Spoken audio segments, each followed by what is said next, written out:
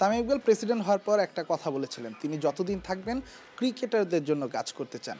এর আগে ক্রিকেটারদের জন্য তিনি বেতন বাড়িয়েছেন, ক্যাপ্টেন্সদের আলাদাভাবে সম্মাননা দিয়েছেন। এবার তিনি যেটা করলেন, যে কথাটা দিয়েছিলেন লর্ডসের আদলে, তিনি মিরপুর শেরেবাংলা ক্রিকেট স্টেডিয়ামে একটা ক্রিকেটার্স লাউঞ্জ তৈরি করবেন, সেই কথাটা তিনি রেখেছেন। ক্রিকেটার্স লাউঞ্জ এখন প্রায় কাজ শেষ, আর কিছু দিনের মধ্যেই হবে আনুষ্ঠানিক উদ্বোধন। তবে সাংবাদিক অর্থাৎ গণমাধ্যম কর্মীদের কথা চিন্তা করে তামিম ইকবাল নিজে আজ এসেছেন এবং এসে এই লাউঞ্জটা আসলে সবাইকে ঘুরিয়ে ঘুরিয়ে দেখিয়েছেন।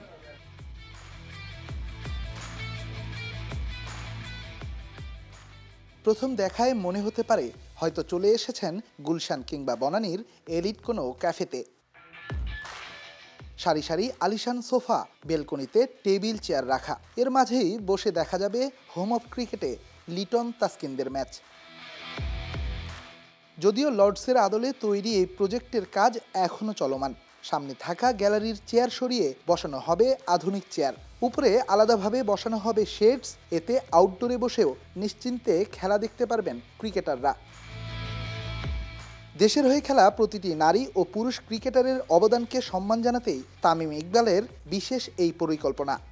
আজকে আমাদের একটা মিডিয়ার সাথে স্মল সেশন ছিল, বাট আমি সবারে এটা দেখাতেও চাচ্ছিলাম। এটা একটা কথা আমরা বলেছিলাম যে একটা ক্রিকেটার্সদের জন্য একটা টাইগার্স ডেন নামের আমরা এই লাউঞ্জটা করেছি, যেখানে আমাদের সকল মেন্স উমেন্স যারা বাংলাদেশ টিমকে একদিনের জন্য রিপ্রেজেন্ট করেছেন তাদের জন্য একটা বসার ব্যবস্থা, বা খেলার দিনে খেলা এনজয় করার জন্য একটা ব্যবস্থা, বা এমনি যে কোনো দিন যে কোনো সময় অফিস আওয়ারের মধ্যে ওনারা এসে যদি এখানে বসে তাদের সময় স্পেন্ড করতে চান তাদের জন্য একটা ব্যবস্থা করে দেওয়া। আমি আগেও এটা বলেছি যে আমাদের যারা কারেন্ট অ্যান্ড এক্স ক্রিকেটার যারা আছেন, বাংলাদেশ ক্রিকেটকে সবাইকে ওন করতে হবে, অ্যান্ড ওন করার জন্য বাংলাদেশ ক্রিকেট বোর্ড থেকে যেসব স্টেপসগুলো নেওয়ার দরকার হবে ওনারা আস্তে আস্তে করে ইনশাল্লাহ ওই স্টেপসগুলো নিব।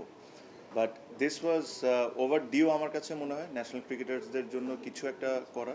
ক্যাপ্টেন্সদের জন্য আমরা জানি যে একটা ক্যাপ্টেন্স বক্স আছে, অনেক বছর ধরেই আছে, বাট অন্য যারা ক্রিকেটাররা ছিলেন তাদের জন্য হয়তো বা কোনো কিছু ছিল না। সেই কারণে আমার এটা ছোট একটা চেষ্টা, আশা করি আপনারা সবাই দেখেছেন, পছন্দ করবেন। আমরা অফিসিয়ালি এখনও এটাকে ওপেন করিনি, কিছু কিছু কাজ আমাদের এখনও বাকি আছে। আমাদের যে বড় বড় স্মৃতি যেগুলো 97 বলতে পারেন, বা আমাদের যখন ওমেন্স এশিয়া কাপ জিতেছেন ওনারা বলতে পারেন, তো কিছু নতুন নতুন ফার্স্ট টেস্ট উইন বলতে পারেন।